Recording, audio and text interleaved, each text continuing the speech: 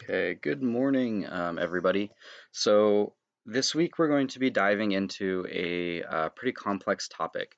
So I wanted to do something a little bit different and put together a video for you guys that hopefully helps make this topic a little bit more easy to understand and can hopefully break it down for you guys in a little bit better of a way than just doing it on the slideshow and leaving it up there for you guys to read through on your own.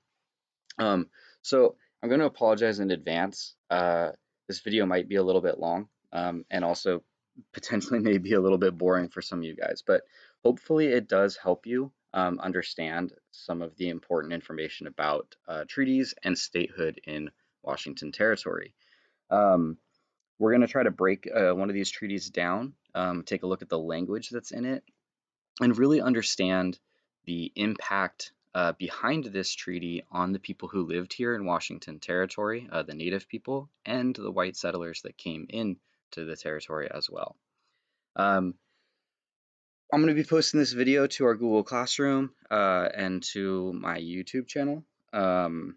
Please watch it. If you like it, like and subscribe so I can get some of that sweet, sweet ad money. I'm trying to get monetized. But try not to judge my lack of video skills too much. I am not that great at this. You guys are so much better at making videos than I am.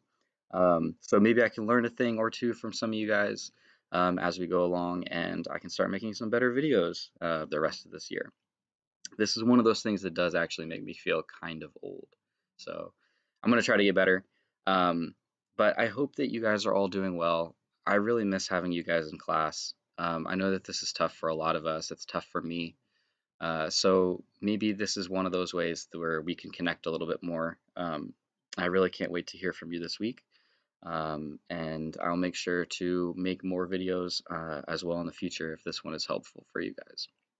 So, with that all being said, let's go ahead and get started and take a look at this topic that we're going to be talking about this week. We're going to be talking about Washington Territory before Washington became a state and some of the treaties that were put in place during that time period as well. Okay, so first we need to know what a treaty is. So here's some important vocabulary. Um, a treaty is a formal agreement under law that is agreed upon two or more different countries. All right, my dog is snoring right next to me. I don't know if y'all can hear that, but knock it off. Hey.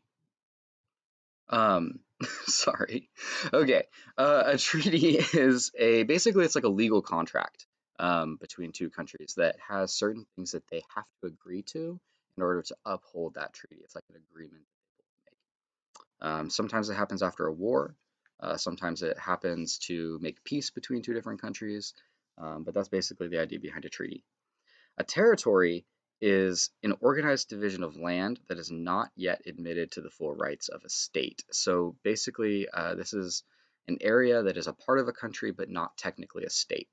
Okay, so in the United States, we do have some territories that would be like Puerto Rico, Guam, American Samoa. All of those are territories of the United States, but they're not technically states. And lastly, sovereignty. So this word basically means that a state has the right to govern itself independently. So no other state or country can tell it what to do. So the United States has sovereignty. Right? There's no other country that can tell the United States how to run its country. Okay? Washington State does not have sovereignty because we are a part of the United States of America, right? The country can tell us what to do at some level. Okay? So sovereignty, treaty, and territory. If you need to pause the video and take a second to write these down in a notebook or a piece of paper or somewhere, or maybe a note sheet on Google Docs, now would be a pretty good time to do that. But we want to make sure that we understand what these words mean. They're going to be pretty important going forward. Okay. So the United States has a really long history of making and breaking treaties with Native American groups before the Northwest was ever settled by Americans. The United States made treaties with Native American groups all across the continent. Some of these tribes actually made treaties with the U.S. voluntarily, right? They wanted to make treaties with the United States. Um, why do you think that is the case? Why do you think that they would want to make treaty agreements with the U.S.? Kind of think back to some of the things that we learned earlier in the year right? What were these tribes wanting to get out of this relationship? What were some of the benefits that you think making an agreement or an alliance or a treaty with the US might help them? Uh, the only problem here is that the majority of these original agreements were actually broken or they were purposely deceitful. So they were purposely designed to trick Native people into ceding their land to the US, and then they were moved to these things called reservations. And so reservations were basically smaller plots of land that were set aside separately for Native people. They were typically in places that were really crappy, right? Like bad land that nobody else wanted. So land that was undesirable. It was usually poor for farming and living. It didn't have the resources that people needed in order to survive or really make a good living for themselves. So it was land that the white settlers didn't want, that they could go and kind of just push the native people off to and like leave them there. So that's kind of the idea behind reservations. This map is a map of the United States with all the reservations in the United States displayed here on this map. So you can see there's a lot of Native American reservations in the United States. And you might notice some things about this map. So I'm going to ask you take a second, again, pause the video, take a look at the map, think about what you see here, maybe write down some thoughts, and we're going to come back in just a second, okay? So one of the things that I notice right off the bat is you can see right here in the east side of the United States, there are way less reservations than in the west side of the United States, right? There are not very many over here. There's a reason for that. In American history, there are two different types of ideas behind Native American reservations. The United States believed early on that in this idea of Indian removal. Basically, if we remove the Indians, the Native Americans, and we move them over here, okay, then they're out of our way, right? We don't have to deal with them. So these tribes here in Oklahoma, right, these groups without reservations, they all used to live over here, and they were moved to basically the United States called it Indian country, okay? This was when the United States was still a small country, right? They hadn't gone out here yet. But then they start getting this idea of manifest destiny and the idea that they're supposed to expand all the way across the country. And now you've got a problem because Native people are in the way again, right? What do you do with them? Now they come up with the idea of this reservation system, right? We're going to make land in different areas that is set aside for Native people, and that's where they're going to live, okay? But they have to try to get them onto that land, right? They can't just like force them all to go there. So they come up with this idea of making treaties, and so that's what we're going to be looking at today. Okay, this map, you guys know I really love maps. So this map right here is a map of Washington Territory before the treaties came into play. Okay, so this is Native American homeland. This is what the territory looked like before white settlers came. You'll notice, right, that all of Washington, Idaho, Montana up here, okay, this is Native American territory. They all have homelands, traditional homelands. Some are bigger than others. Right, the Nez Perce, we know them, right? They're down here with a really large territory. We've got the Yakima over here. You can see the Chinook, some of these other coastal tribes that we know of. I want you to think about what do you think the difference is between these two, right? Here we have the plateau tribes, okay, these really big territories. Over here is the coastal tribes, a little bit smaller. Why do you think that is? One thing that I notice, all right, is if we remember back to what we learned about plateau and coastal, plateau tribes had to move around, right? They had to move seasonally, they had to hunt their food, they had to travel over long distances. So of course they're going to have bigger territories, right? The Nez Perce, they had to travel all across this territory throughout the year in order to get their food. Over here on the west side of the state, the coastal tribes didn't have to move as much, right? Because they were sedentary hunter-gatherers. They had enough food to be able to live in one area all year long and not have to worry about moving around. So they could have smaller territories with more tribes in each of those territories as well. Okay, so it's just something interesting to look at. Okay, after that, white settlers start moving into Washington state, right? They start taking the Oregon Trail, they're moving north, and they are really finding a place that they think is a good spot to make a living. So they come into conflict with the native people there over land. Um, there are a few different reasons why this cultural conflict starts to happen. We're going to take a look at these real quick here. So there's four main reasons that I can kind of narrow down. One is different food sources. Remember back to when we learned about Manifest Destiny last week? Settlers and the United States government, they wanted to recreate the West into this idea of an agrarian paradise, right? So they expected Native people to do the same. They wanted them to settle down in a plot of land and become farmers. Native people didn't want to do that, right? Their culture revolved around them moving around seasonally or hunting and fishing for their food, so it was very different. They also had different ideas of land ownership.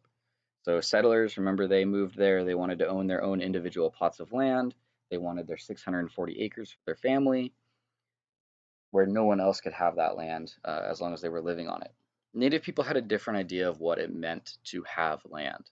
They had their own hunting and fishing grounds, but the tribe itself had its own territory that it controlled. Okay. Obviously, there's language differences, right? They don't speak the same language. So that's going to be an issue for communication between different groups.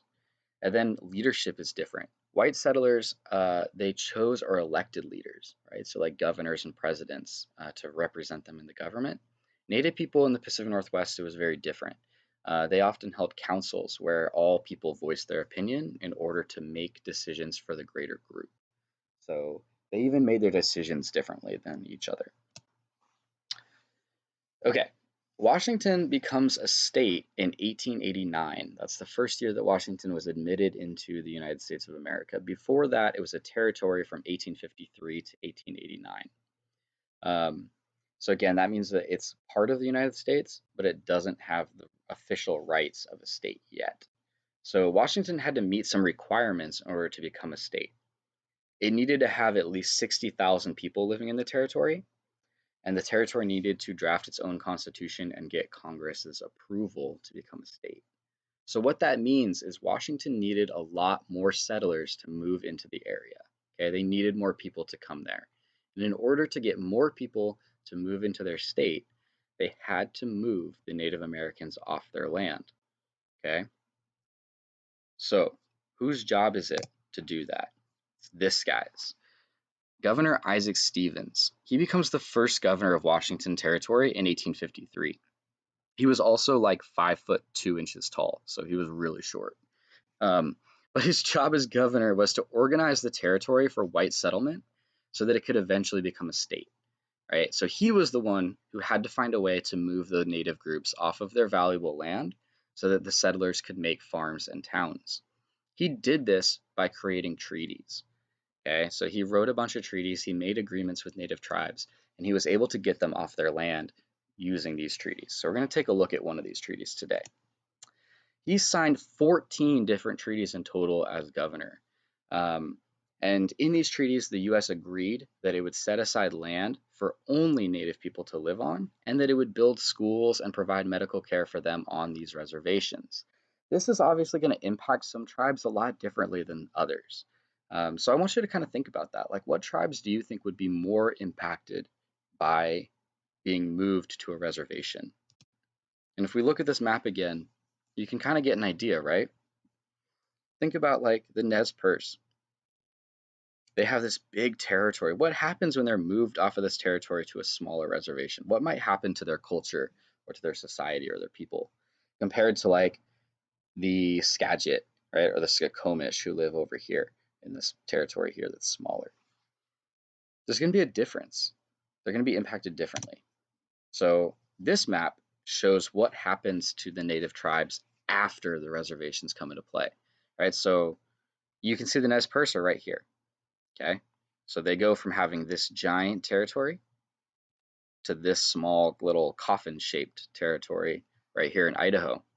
Okay, that's going to make a big impact on their culture. It's going to make a big impact on their people because now they can't move around as much, right? They can't move seasonally. They have to stay in one place. Okay, that's going to impact how they get their food. It's going to impact their culture. And it's going to really change the way that they live and who they are.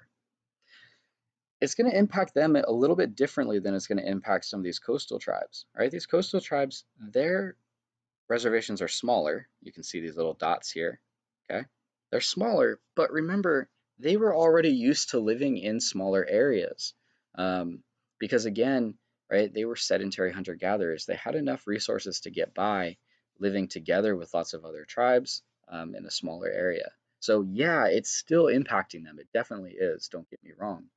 But it's not going to impact them in as big of a way, I think personally, as it would impact people like the Nez Perce or the Yakima or the Blackfeet over here as well. Okay. So something to keep in mind. Let me just go ahead and show you that map again. All right, here's the traditional homelands of Native people in the Northwest, and there is what happens to them after the reservation systems come into play.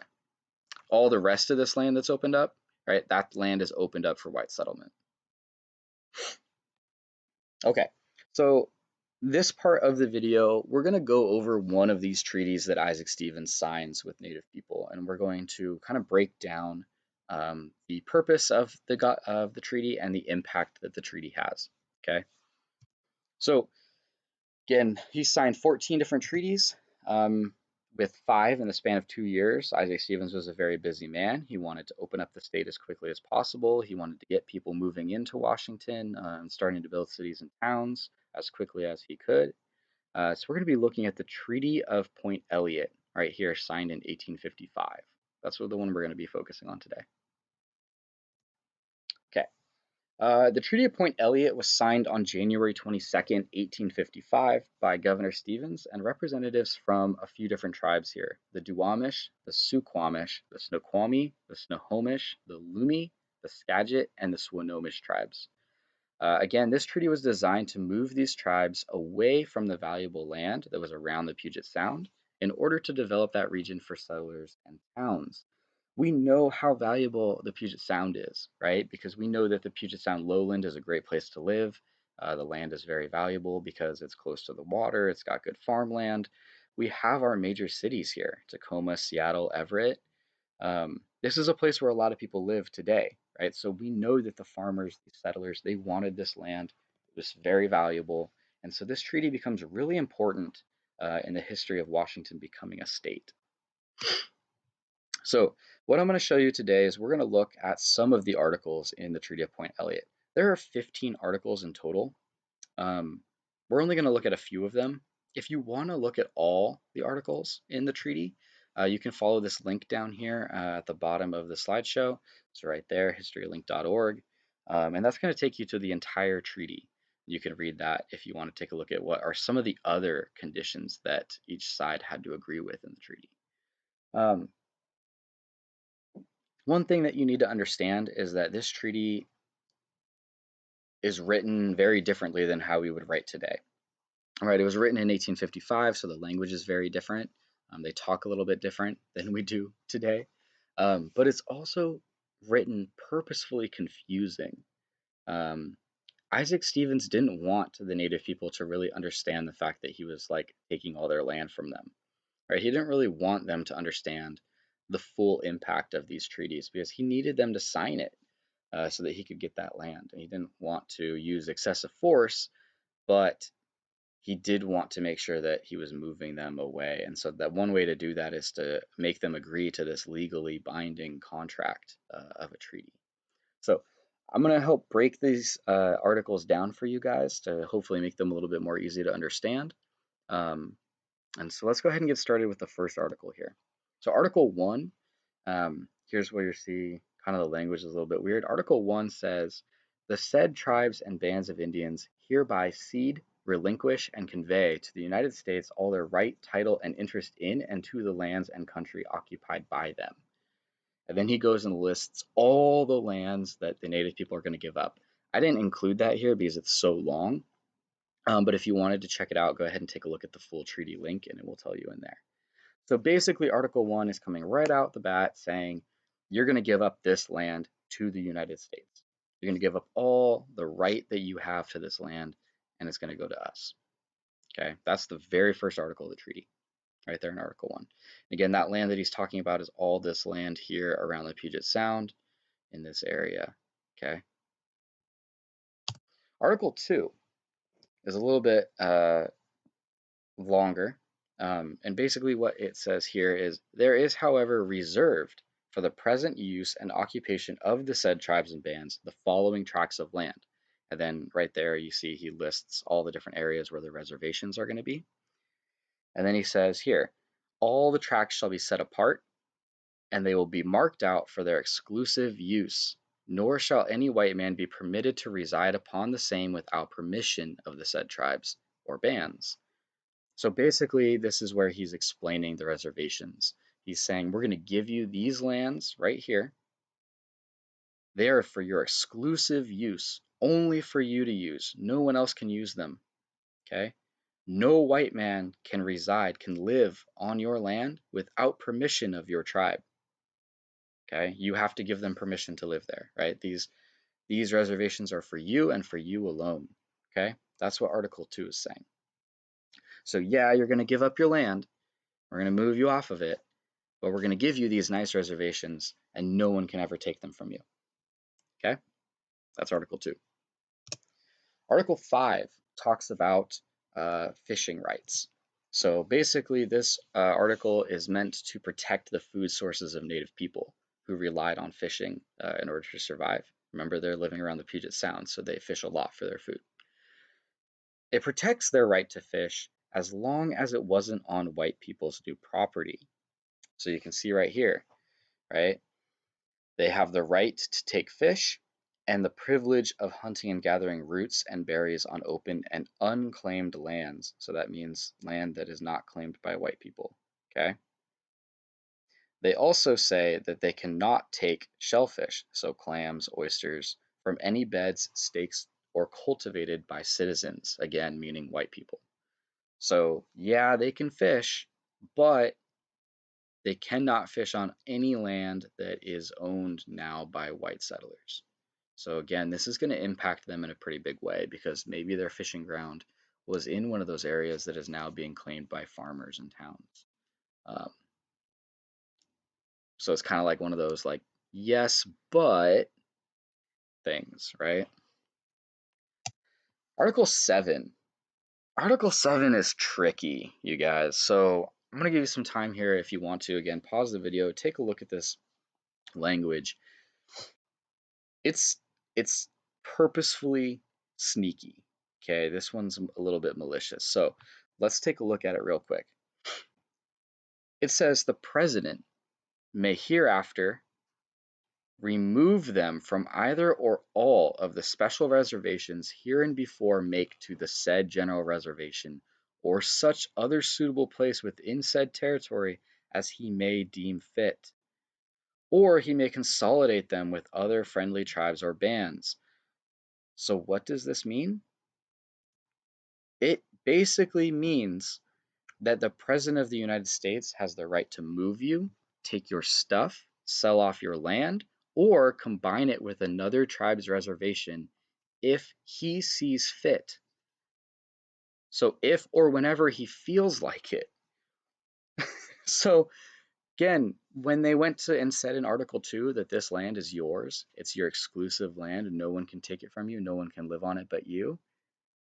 Well, that's not really true according to Article 7, because Article 7 says at any time the president can take that reservation away from you if he deems fit. So again, remember, this treaty is purposefully designed to basically finesse land from Native people. And this is the article that allows that to happen. Okay. It also says right here that that land can be selected and surveyed into lots for anyone that is willing to avail themselves of the privilege. What that means is that the president can take that reservation, divide it up into private lots, and sell it off to people who want to buy it.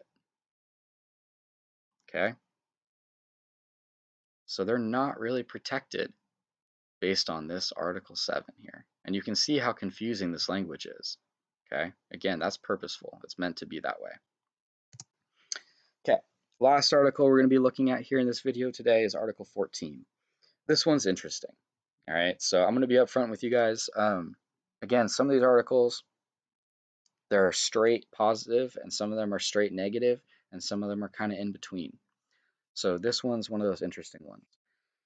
This article says basically that the US will provide a school for the reservations. So right here, a period of 20 years, an agricultural and industrial school to be free to children of the said tribes and bands.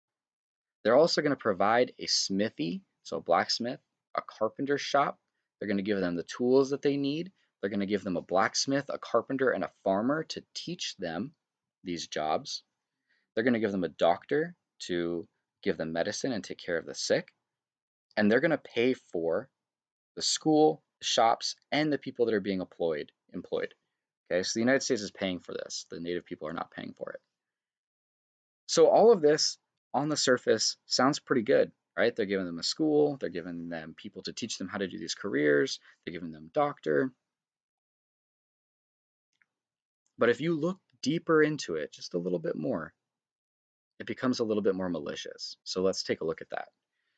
Why do you think they're giving them an agricultural and industrial school rather than a traditional school like we have today? Why do you think that this school is only for the children of said tribes? Why do you think that the only jobs that are available to learn at this school are a blacksmith, carpenter, and farmer? Right? There's a reason for this. So, yes, they are providing them an education.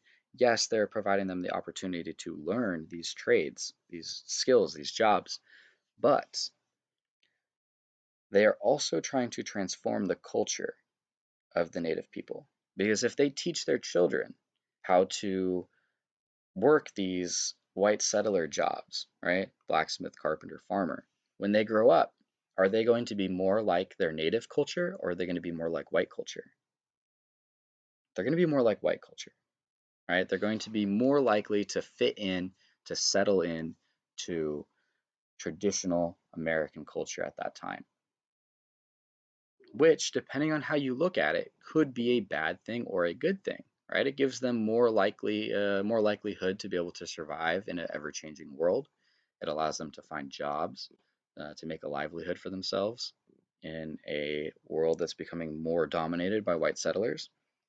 But at the same time, they're also losing part of their own culture, part of what makes them unique, um, and they're losing that connection to their people. So this article is one of those ones that could go both ways, right? It is both bad and good. And it's up to you to really decide, does the bad outweigh the good or does the good outweigh the bad? And I'm not really sure, but it's something to think about. Okay, wrapping this up here. The Point Elliott Treaty had massive implications for Native people, as you can see by those articles. It also had big implications for the settlers who moved here and the entire Puget Sound region. It changed this landscape completely by removing Native people from their traditional homelands, and it opened up that really prime land for settlement and for cities. Think about it. The major cities, four of the five biggest cities in Washington state, Seattle, Bellevue, Tacoma, Everett, are all on land that was ceded by Native people in this treaty. Okay, this treaty becomes extremely important in the history of Washington state and in the ability of Washington to go from a territory to becoming an official state. Some of the tribes who agreed to this treaty were given their reservations. The Suquamish, Tulalip, and Lumi tribes all got reservations from this treaty. But others that signed the treaty, like the Duwamish, the Snoqualmie, the Skagit, and the Snohomish tribes, they never got their reservations.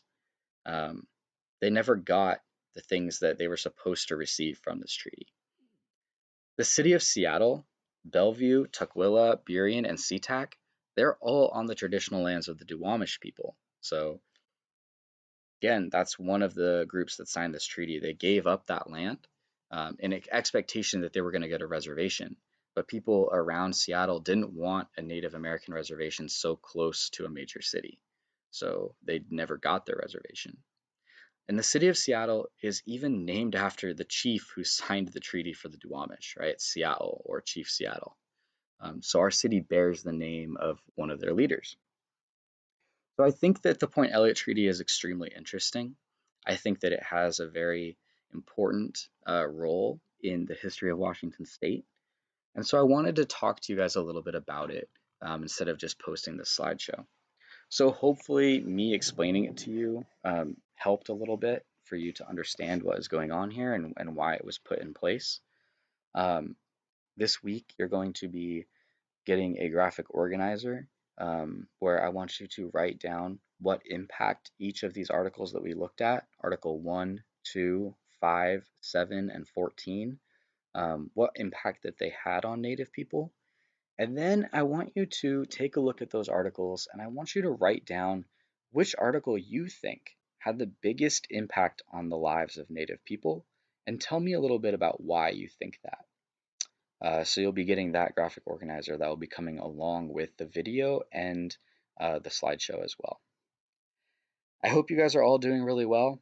Um, Again, I miss having you in class. I miss being able to talk and work with you guys every day. I hope you're staying safe and healthy. Let me know if this video was helpful. Let me know if you'd like to hear more videos in the future. I know that this was pretty long. I'm trying to get a little bit better at that, but you guys know that I talk a lot sometimes. So hopefully, again, it was helpful for you.